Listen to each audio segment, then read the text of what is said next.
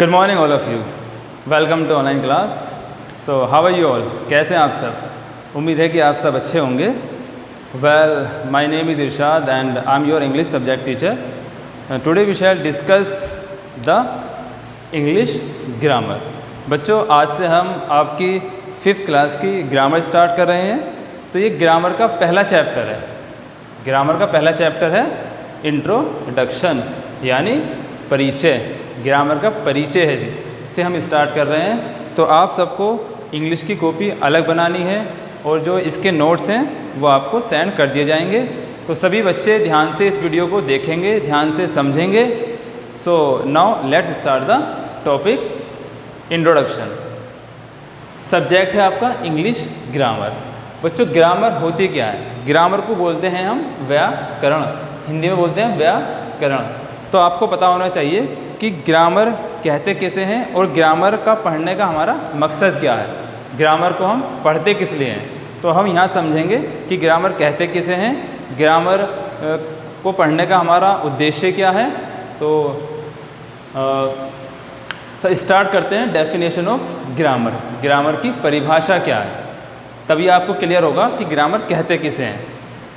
The rules and regulations to write, read, speak and even listen any language of the world is called grammar। यानी grammar नियम और कानूनों का एक ऐसा संग्रह है। कैसा संग्रह है? जो हमें टू राइट मीन्स लिखना सिखाता है, टू रीड माने पढ़ना सिखाता है, स्पीक माने बोलना सिखाता है, एंड इवन लिसन यहाँ तक कि सुनना भी सिखाता है। Any language of the world, यानी संसार की किसी भी भाषा को, any language of the world is called grammar, उसे हम ग्रामर कहते हैं। मीन्स ग्रामर के अंदर कुछ ऐसे नियम हैं जो हमें किसी भी भाषा को सही तरीके से लिखना, सही तरीके से पढ़ना और सही तरीके से उसे बोलना, ये सारी बातें हम ग्रामर के अंदर सीखते हैं। हम बात कर रहे हैं यहाँ पर इंग्लिश ग्रामर की। ठीक है बच्चों, हर भाषा की अपनी अलग अलग ग्रामर होती है। हम यहाँ इंग्लिश पढ़ रहे हैं तो हम बात कर रहे हैं इंग्लिश ग्रामर की। और भी भाषाएं हैं, जैसे कि आप जानते हैं कि हमारा जो भारत देश है इसमें कितनी भाषाएं हैं? इसके अंदर 22 भाषाएं हैं। तो 22 भाषाओं में से अगर हम कोई सी भाषा सीखना चाहते हैं तो उस भाषा की पहले हमें ग्रामर सीखनी होगी, तभी हम उस भाषा को सीख पाएंगे। तो आप सही बच्चों को इसकी डेफिनेशन याद होनी चाहिए, इसका मीनिंग क्या होता है ये होना चाहिए। ठीक है बच्चों, ये थी ग्रामर की परिभाषा। अब हम इंग्लिश ग्रामर की बात कर रहे हैं तो कुछ बेसिक चीज़ें हैं जो आपको इंग्लिश ग्रामर में पता होनी चाहिए। ठीक है, इंग्लिश ग्रामर। इंग्लिश ग्रामर में आप जानते हैं कि इसमें कुछ अल्फ़ाबेट होते हैं।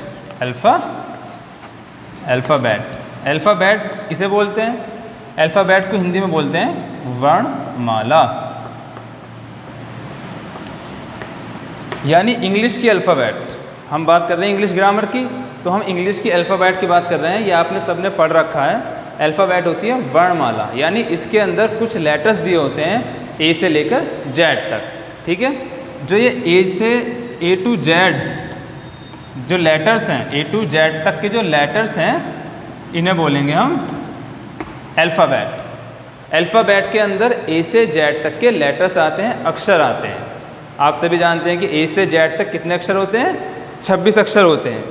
तो लेटर्स अल्फ़ाबेट को बोलेंगे हम a group of certain order of letter is called alphabet. यानी ए से लेकर जेड तक जितने भी अक्षर हैं वो आते हैं अल्फ़ाबेट के अंदर।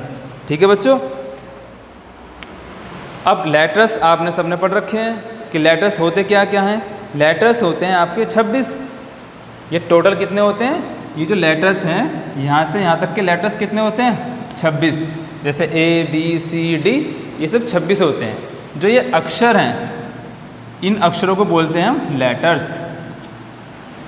जो अक्षर हैं, जो ए से लेकर जेड तक जो अक्षर दिए होते हैं उन्हें बोलते हैं हम लेटर्स। तो आप सबको पता है कि इंग्लिश अल्फ़ाबेट में 26 लेटर्स होते हैं। ठीक है, अब इंग्लिश अल्फ़ाबेट में कुछ वोवेल्स होते हैं, कुछ क्या होते हैं? कॉन्सोनेंट भी होते हैं। तो उनके बारे में भी आपको पता है। एक बार हम रिवाइज़ कर लेते हैं कि वोवेल्स क्या होते हैं और कॉन्सोनेंट क्या होते हैं, क्योंकि बेसिक चीज़ें अगर आपको पता होंगी तो आगे समझने में आपको दिक्कत नहीं होने की। अगर हम बात करें इंग्लिश अल्फ़ाबेट की तो उनका एक क्रम होता है। क्रम का मतलब जैसे क्रम कैसा होगा, A B C D, यानी इनका क्रम है A के बाद B आएगा, B के बाद C आएगा, C के बाद D आएगा। ऐसा नहीं है कि A के बाद आप C पढ़ेंगे, ये गलत हो जाएगा, या B के बाद आप D पढ़ेंगे, ये भी गलत है। आपको सीक्वेंस से याद करनी होती है A B C D, तो इनका एक क्रम होता है। तो ये लेटर्स क्या होते हैं, क्रम में होते हैं, लाइन से होते हैं। अब इन लेटर्स में कितने वोवेल्स होते हैं, कितने कॉन्सोनेंट होते हैं, ये भी आपको पता होना चाहिए। अगर हम बात करें वोवेल्स की, वोवेल्स को हिंदी में बोलते हैं स्वर। वोवेल्स कितने होते हैं आप सभी जानते हैं, वोवेल्स होते हैं 5। कौन कौन से होते हैं, A E I O U, ये 5 आपके इंग्लिश में क्या होते हैं, वोवेल्स होते हैं, A E I O U। अब वोवेल्स की परिभाषा क्या है, कोई आपसे पूछ सकता है कि वोवेल्स कहते किसे हैं।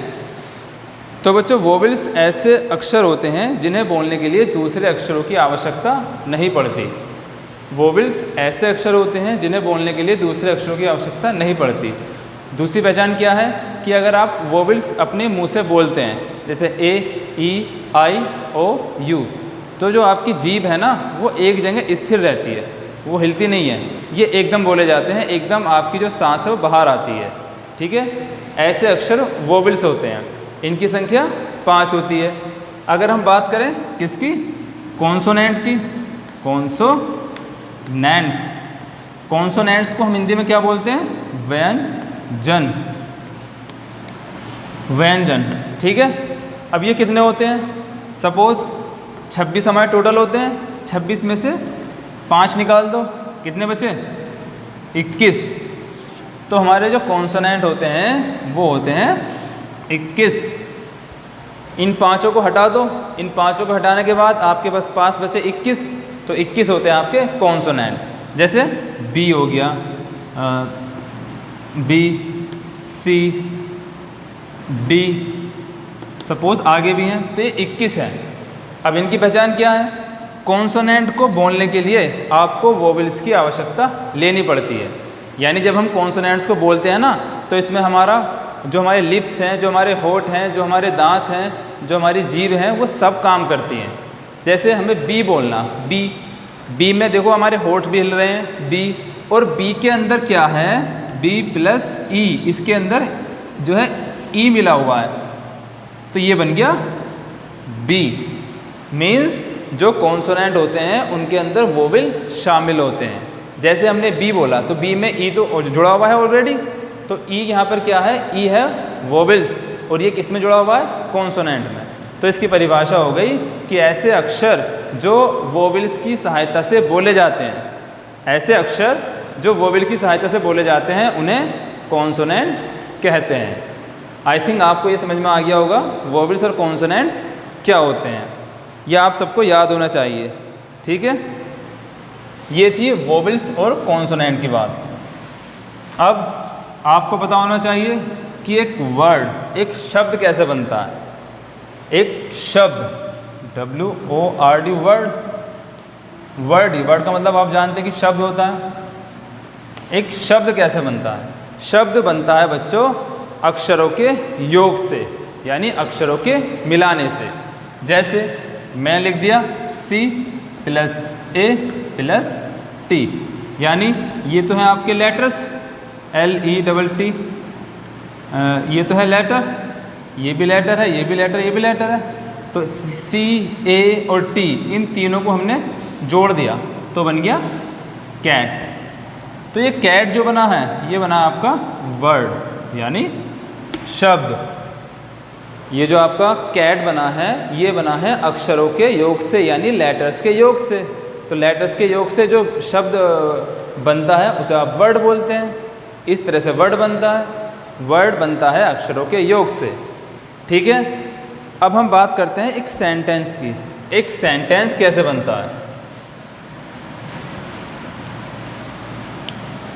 सेंटेंस कैसे बनता है? एक सेंटेंस को ध्यान से पढ़ेंगे हम।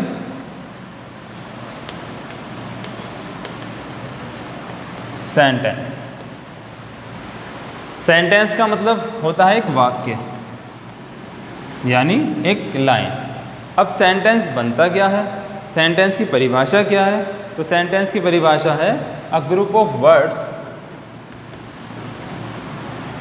A group of words which makes a complete sense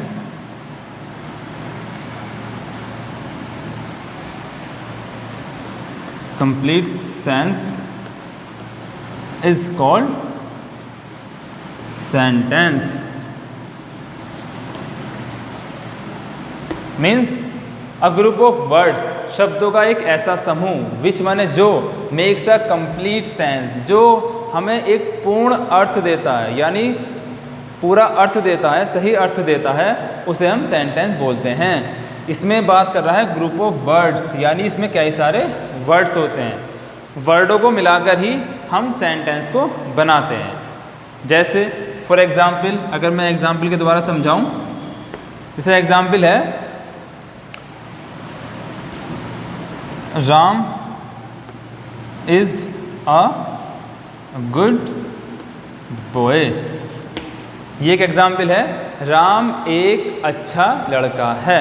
ठीक है, अब आपको ध्यान से देखो, ये राम है, ये तो राम है, किसी का नाम है तो हमने पहला अक्षर बड़ा बना दिया। अब आपको ध्यान रखना है, जब भी हम लिखना स्टार्ट करते हैं, चाहे वो किसी का नाम हो, चाहे कोई दूसरा वर्ड हो, कोई दूसरा शब्द हो, उसका पहला अक्षर हमेशा आप क्या बनाएंगे? कैपिटल। पहला अक्षर बनाएंगे आप उसका बड़ा। ठीक है, कोई भी लाइन हो, Ram is a good boy, Ram एक अच्छा लड़का है, तो इसमें एक शब्द तो ये हो गया, एक शब्द ये हो गया, एक शब्द ये हो गया, एक इसमें वर्ड ये हो गया, एक ये हो गया, और यहाँ है फुल स्टॉप। फुल स्टॉप का मतलब है कि हमारी लाइन यहाँ पर ख़त्म हो गई। ठीक है, जब हमारी लाइन यहाँ ख़त्म हो गई तो हमने पढ़ा Ram is a good boy, ये एक क्रम में है, इसका सही मतलब आ रहा है राम एक अच्छा लड़का है। तो ये 1 2 3 4 5 शब्द मिल गए। जब 5 शब्द मिलते हैं तो पाँचों को हमने क्या कर दिया? इसे एक ग्रुप बना दिया। ठीक है, अब जब हमने इसे ग्रुप बना दिया तो इस ग्रुप को ही हम बोलेंगे सेंटेंस। इस ग्रुप को हम क्या बोलेंगे? सेंटेंस, क्योंकि ये वाक्य यहाँ पर आपका पूरा हो गया। तो इस तरह से हम सेंटेंस बनाते हैं, सेंटेंस को समझते हैं। सेंटेंस में आपको क्या ध्यान रखना है? सेंटेंस में हमेशा आपको पहला अक्षर बड़ा बनाना है, किसी नाम का पहला अक्षर भी बड़ा बनता है, लास्ट में आपको फुल स्टॉप लगाना है। आगे जब आप सेंटेंस के टाइप्स पढ़ेंगे वो आगे जाके पढ़ेंगे। फ़िलहाल आपको ग्रामर में जो बेसिक चीज़ें हैं उन्हें ध्यान से पढ़ना है। ग्रामर कहते किसे हैं, ग्रामर की परिभाषा क्या है, वोवेल्स क्या होते हैं, कॉन्सोनेंट क्या होते हैं, ये सारे आपको याद भी करने हैं और अपनी कॉपी के अंदर लिखने हैं। इसके नोट्स आपको सेंड कर दिए जाएंगे। आज की वीडियो में हम इतना ही पढ़ते हैं। ठीक है बच्चों, थैंक यू, दैट्स ऑल।